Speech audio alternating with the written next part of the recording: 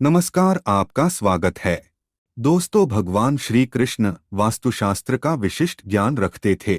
उन्होंने समय समय पर धर्मराज युधिष्ठिर को वास्तुशास्त्र का ज्ञान दिया। यह ज्ञान समस्त मानव जाति के लिए अत्यंत महत्वपूर्ण और कल्याणकारी है। श्री कृष्ण ने 5 ऐसे पेड़ पौधों के बारे में बताया है जिनका भवन की सीमा में होना दुख एवं दरिद्रता लेकर आता है। ये वृक्ष घर के सामने होने से उस घर में निवास करने वाले लोगों की कभी उन्नति नहीं होती है। उन्हें हमेशा पराजय और निराशा का ही सामना करना पड़ता है। दोस्तों, वास्तुशास्त्र के अनुसार वृक्ष तथा पौधे हमारे भवन की सुंदरता को बढ़ाते अवश्य है, साथ ही ये वातावरण को शुद्ध रखते हैं। वृक्षों से सकारात्मक ऊर्जा का संचार होता है, जो हमारे जीवन के लिए अत्यंत आवश्यक होती है। वृक्ष नकारात्मकता को कम करके वातावरण को अधिक सकारात्मक बनाने का कार्य करते हैं। घर के सामने शुभ पेड़ पौधे लगाने से घर में बरकत आती है। साथ ही ये पेड़ पौधे कई प्रकार के वास्तु दोषों को नष्ट करते हैं। घर के आंगन में खड़े वृक्ष देवताओं के समान हमारे घर की रक्षा करते हैं।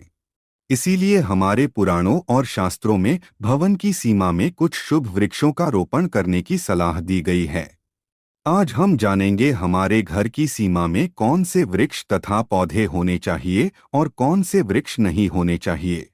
जैसे कुछ वृक्षों को शास्त्रों में शुभ बताया गया है, उसी प्रकार से वास्तुशास्त्र में अशुभ वृक्षों तथा पौधों का वर्णन मिलता है।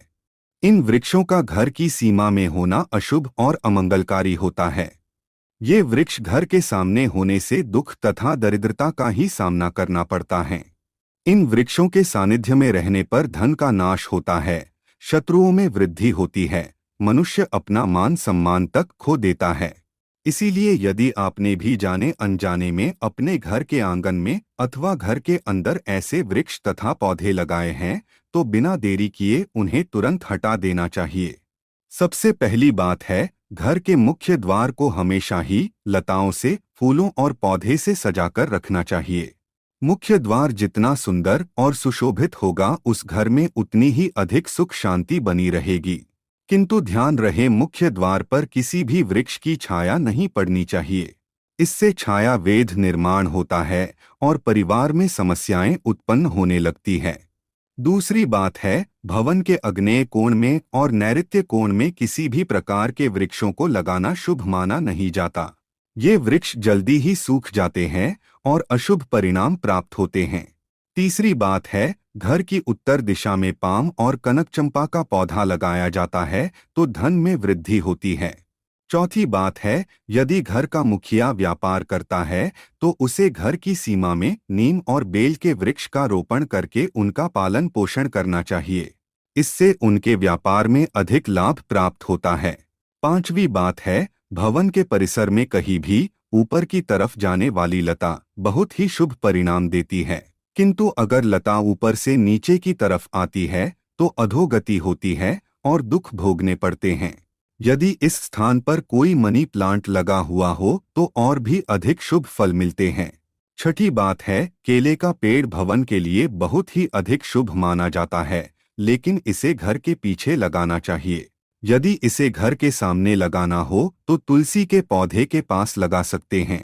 तुलसी के पास केले का पेड़ हो तो धन संपत्ति में अकस्मात ही वृद्धि होती है, क्योंकि केले के पेड़ में भगवान विष्णु निवास करते हैं और तुलसी में माता लक्ष्मी का वास माना जाता है।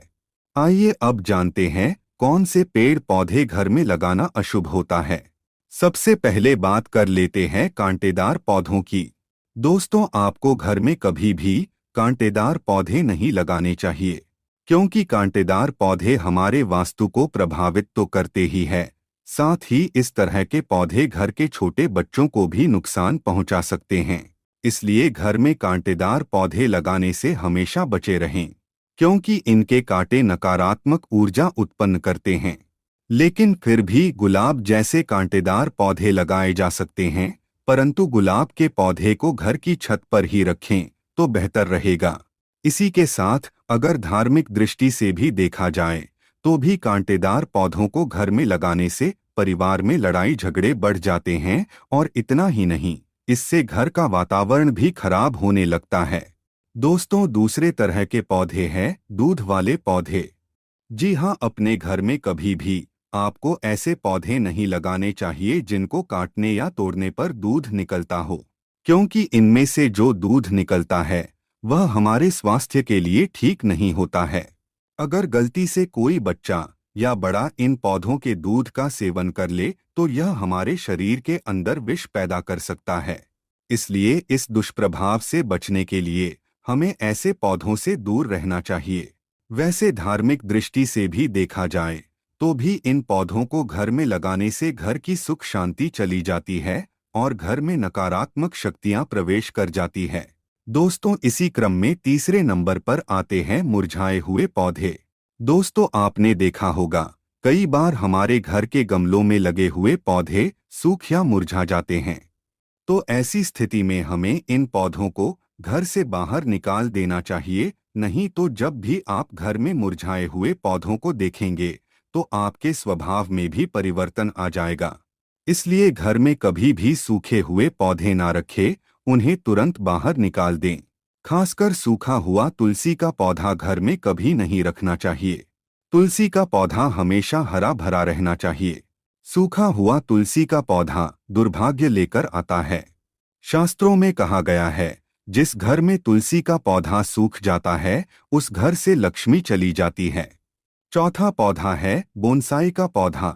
दोस्तों, शायद आप बोनसाई पौधों का मतलब नहीं जानते होंगे, तो हम आपको बता दें कि यह वे पौधे होते हैं जो किसी भी बड़े पेड़ का छोटा रूप होते हैं। इनकी बढ़वार को किसी वैज्ञानिक तरीके से रोक दिया जाता है।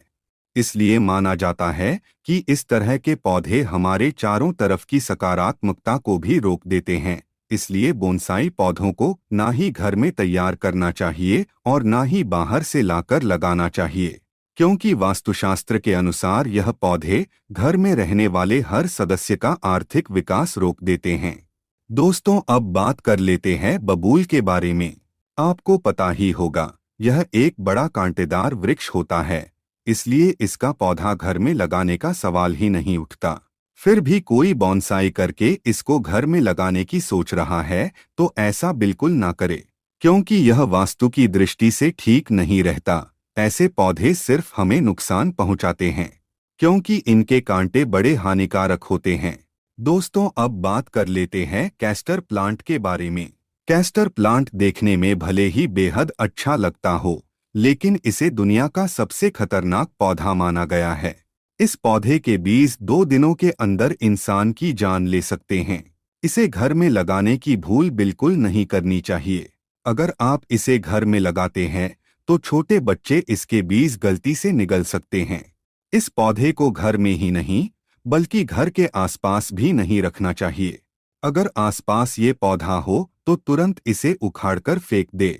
दोस्तों, अब बात कर लेते हैं बेर के पौधे के बारे में। कहा जाता है कि फलों में गिने जाने वाले बेर को खाने के लिए लोग इसे अपने घर में भी लगा लेते हैं, लेकिन यह गलत है। कहते हैं इसे लगाने से घर में नकारात्मक शक्तियां आ जाती हैं। केवल इतना ही नहीं, धार्मिक दृष्टि से भी अगर देखा जाए तो बेर के पौधे के घर में होने से आर्थिक समस्या बढ़ने के साथ ही धन की हानि भी होने लगती है। इस कारण से इसे घर में नहीं लगाना चाहिए। दोस्तों, अब बात कर लेते हैं घरों में सबसे ज्यादा लगाए जाने वाले पौधे मनी प्लांट के बारे में। दोस्तों, अगर आप अपने घर में तरक्की चाहते हैं तो घर के मुख्य द्वार पर आपको मनी प्लांट लगाना चाहिए।